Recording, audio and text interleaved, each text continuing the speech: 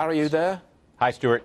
I expect you to run out of the studio and start your own small business and call it Right. Larry O'Connor Incorporated or whatever you want to do. Exactly. We're all C Corps now, aren't we? Right, That's yeah. exactly what. And what about the LLCs, by the way? Where do those fit into this? So are you still disappointed, Larry? I know a little bit. Listen, Yeah. I heard your great interview with the Florida congressman, and I guess the way they're spinning this whole idea that there was supposed to be tax cuts for all, and I guess on paper it's true.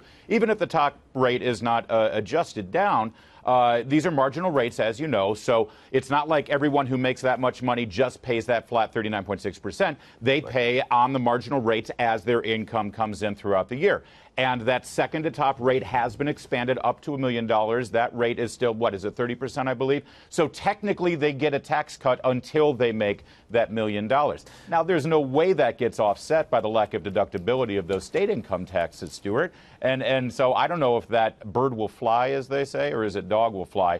I'm not buying the spin. Dog will hunt and bird will fly, as I recall. It's an Americanism, and I'm familiar with it. You know, that dog won't hunt, I think they say. Yeah. But listen, if that's their spin, that's their spin. I agree with all of you.